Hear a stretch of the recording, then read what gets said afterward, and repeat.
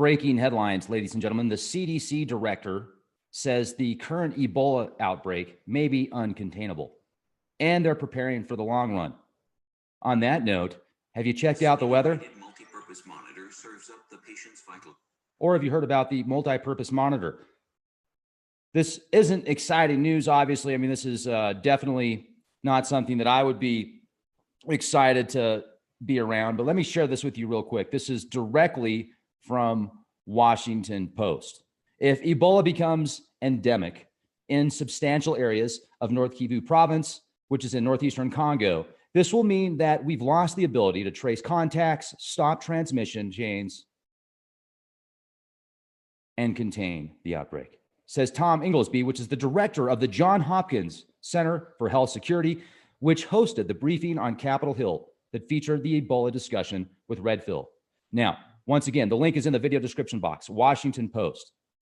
In that scenario, there would be a sustained and unpredictable spread of the deadly virus, with major implications for travel and trade, he said, also noting that there are approximately 6 million people in North Kivu compared to about 4.8 million, the entire population of Liberia, which was the worst affected country during the West Africa Ebola pandemic that lasted about 2 years from 2014 through 2016. Now, the numbers, I just went through an updated article on the Ebola outbreak from 2004 through 2016, and those data sets were showing that the pandemics or the pandemic that occurred for that 2 years, the numbers were highly suppressed.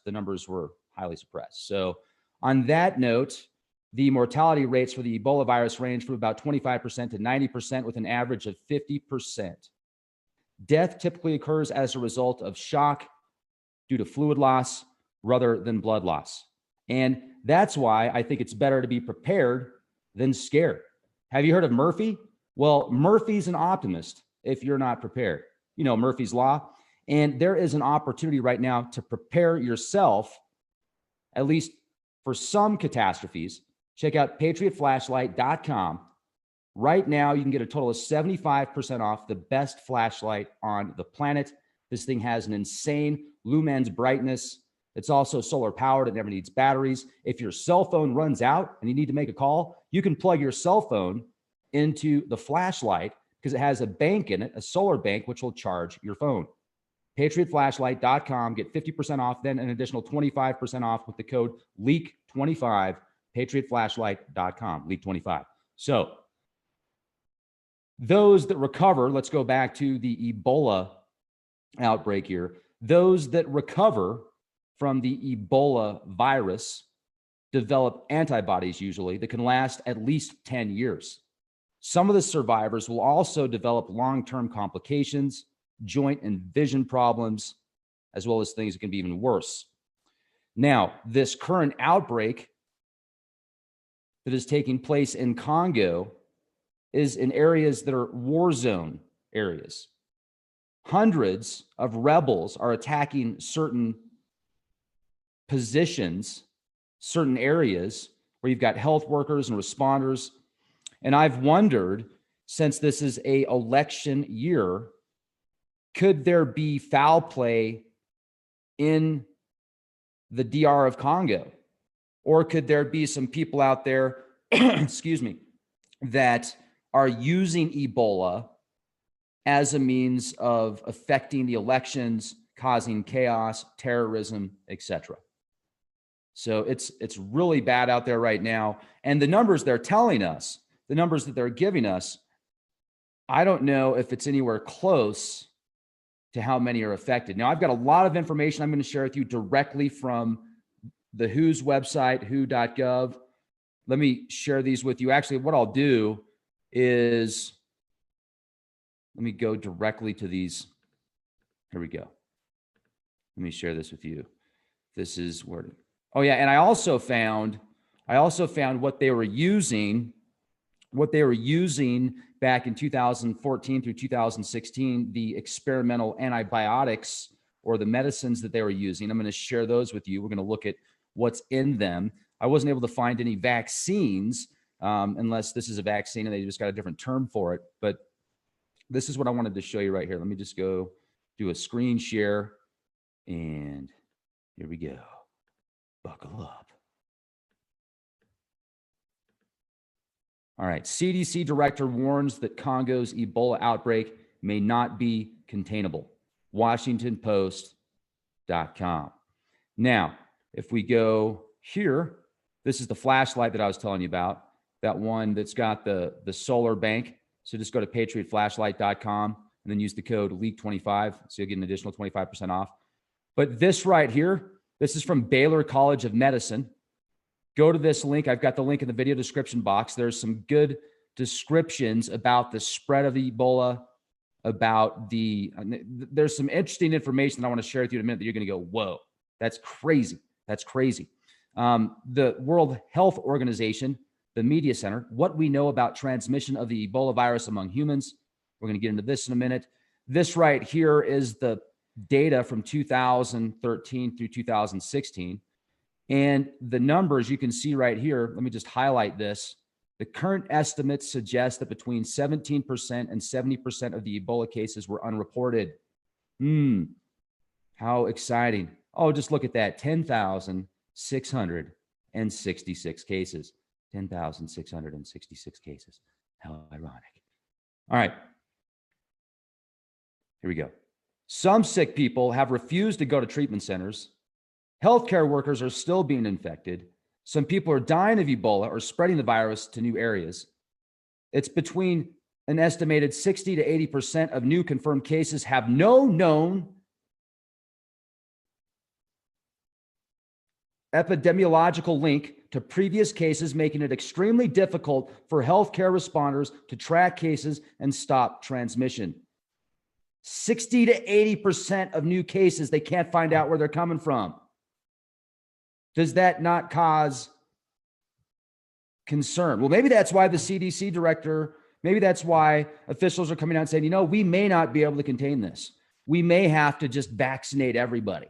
And then you think, gee, what a great way to get a contract to make a whole bunch of experimental vaccines and then have laws in place to where if you make vaccines that cause major damage and major side effects, well, you're not going to be affected. You're just going to make money.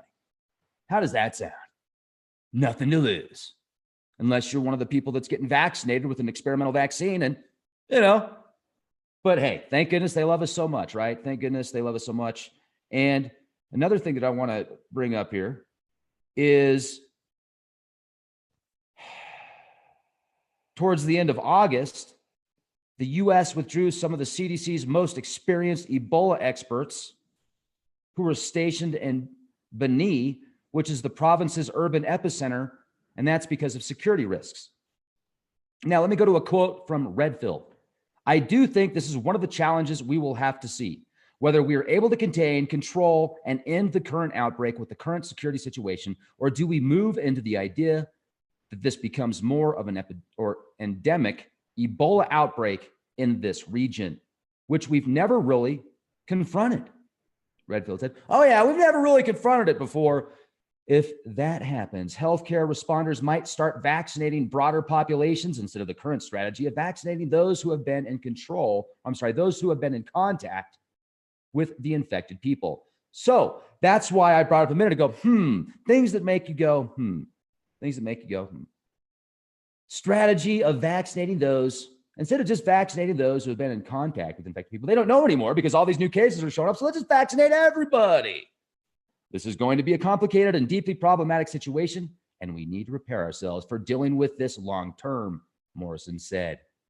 Read about that, Washington Post. This is the actual family, the virus family. Now, how do you pronounce that? I'll let you do that. I'll let you pronounce it.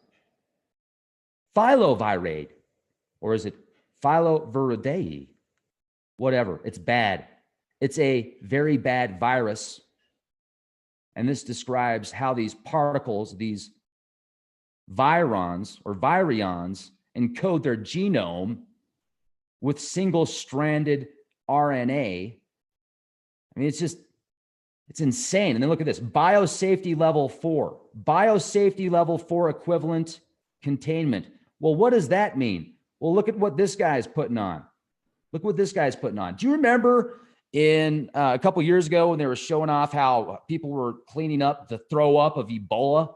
Somebody that had Ebola puked all over the place. There's just people out there. They're just sweeping it up, man. Let's hurry up so we get home and watch some football.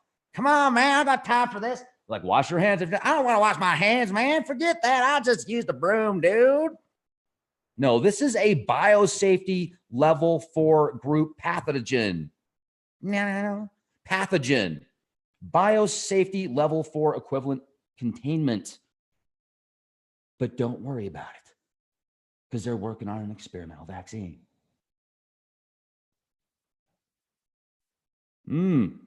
Let's look at this.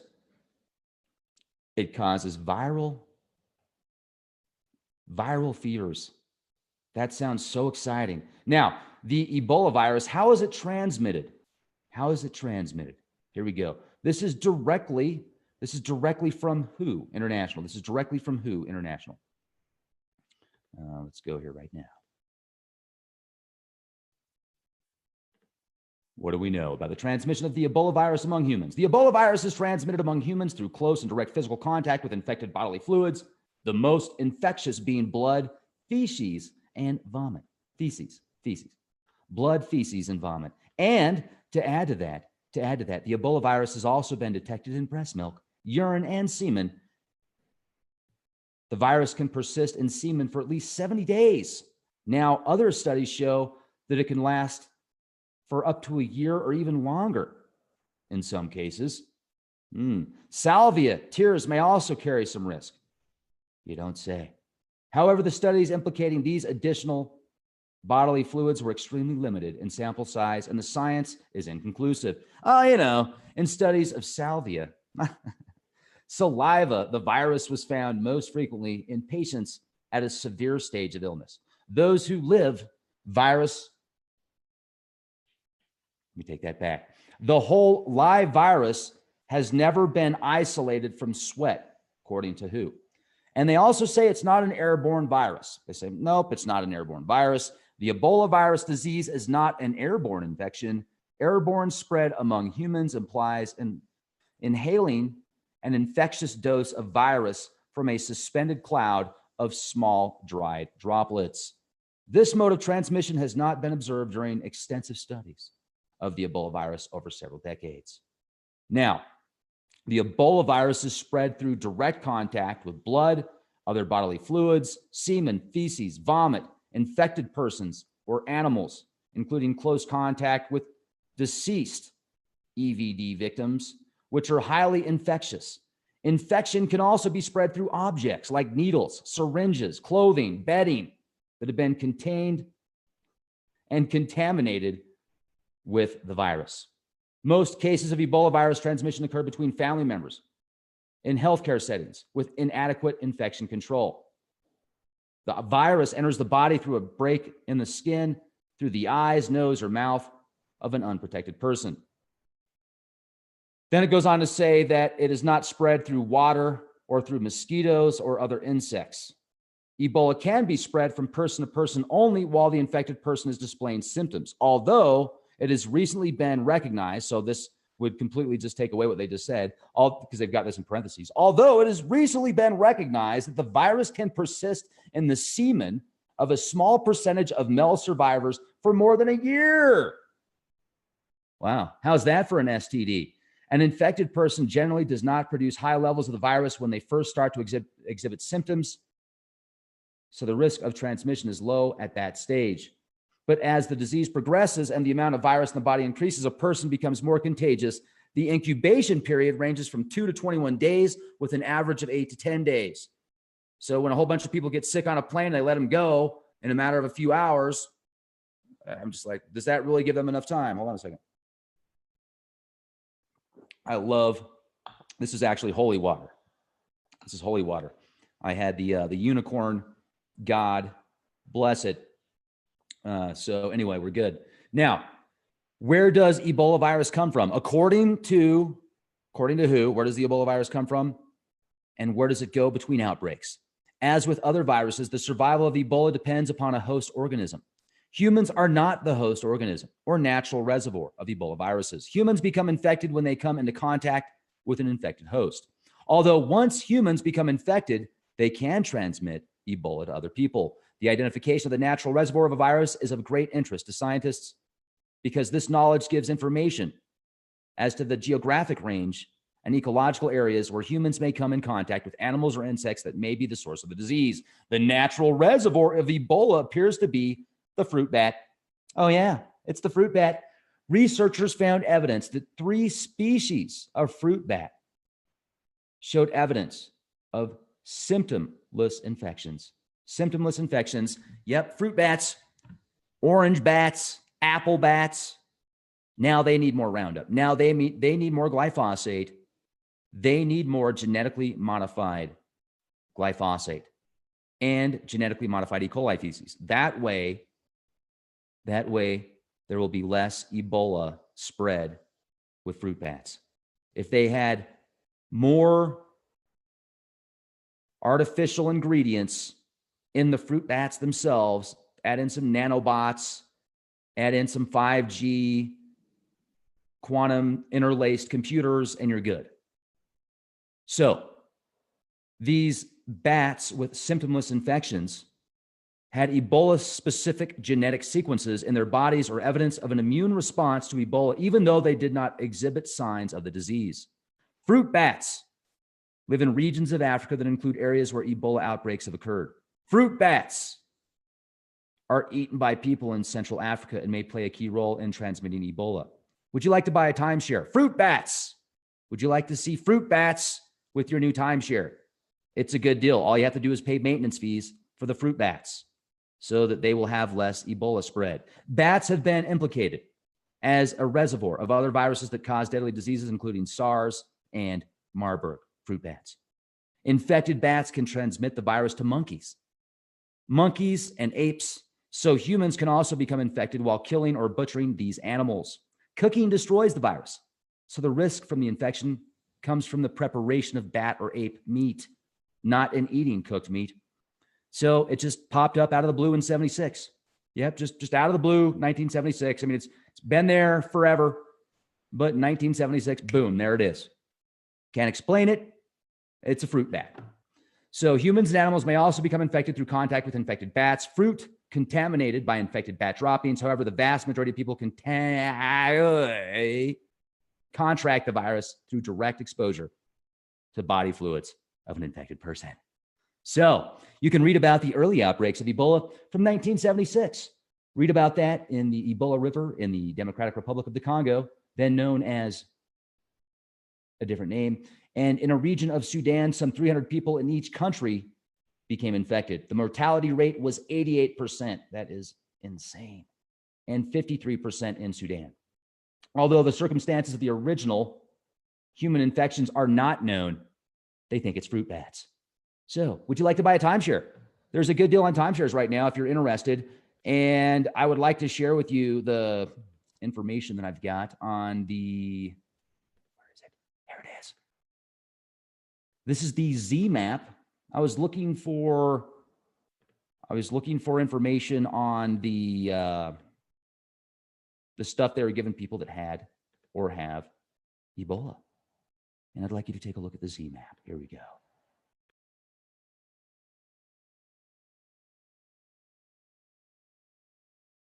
Okay, this is the Z map. As you can see here, it is an experimental biopharmaceutical drug that uses 3 chimeric monoclonal antibodies, and they're under development as a treatment for Ebola virus disease. So you can see here, this just gives you the rundown, the chemistry, the mechanism of action, the history. Then it talks about, this is where it gets fun. They call it a cocktail. The MB-003 is a cocktail of 3 humanized or human mouse chimeric MABS C13C6, H13F6, and C6D8. Everybody knows what that is. It's a study published in September 2012, and they found that these things were infected with Ebola virus, and they survived when receiving the MB003 mixture of that stuff 1 hour after the infection. Now, when treated 24 to 48 hours after the infection, 4 of 6 animals survived and had little to no viremia. Isn't that exciting? So, ZMapp, oh yeah, look at that. A 2014 paper described how ZMapp and its collaborators, including investigators at the Public Health Agency of Canada, Kentucky Bioprocessing, and the National Institute of Allergy and Infectious Diseases, first chimerized the 3 antibodies. Isn't that great? So now you have something to look forward to. That stuff. So now I just need to talk to a chemist and a biologist and somebody that works in a laboratory that can tell me what any of that means, because I really don't know what that stuff means.